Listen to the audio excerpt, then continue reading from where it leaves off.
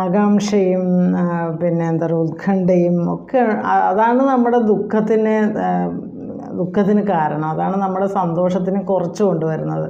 അപ്പോൾ യഥാർത്ഥത്തിൽ ചെയ്യേണ്ട കാര്യങ്ങൾ നല്ല പോലെ ചെയ്തിട്ട് മുന്നോട്ട് പോകുന്ന ഒരു വ്യക്തിക്ക് അങ്ങനെ ഒരു ഉത്കണ്ഠയും ഉണ്ടാവില്ല, ആകാംക്ഷയും ഉണ്ടാവില്ല. അപ്പോൾ തന്നിൽ തന്നെ ആത്മാവിനെ കണ്ടെത്തുക. അപ്പോൾ നമ്മുടെ ഉള്ളിൽ തന്നെയാണ് ഭഗവാൻ എന്നുള്ളൊരു അറിവ് ഉണ്ടാവുമ്പോൾ ആ ഒരു ആത്മാരാമനായിട്ട് മാറാൻ കഴിയും. ആത്മാവിൽ തന്നെ തൃപ്തി കണ്ടെത്തും. ഉള്ളിൽ തന്നെ തൃപ്തി, ചെയ്യുന്ന കാര്യങ്ങളിൽ തൃപ്തി കണ്ടെത്തുക. ഒരുപാട് ആഗ്രഹങ്ങളിൽ പുറകെ അയാൾ ഓടില്ല എന്ന് മുമ്പ് 1-2 ശ്ലോകങ്ങളിൽ പറഞ്ഞു.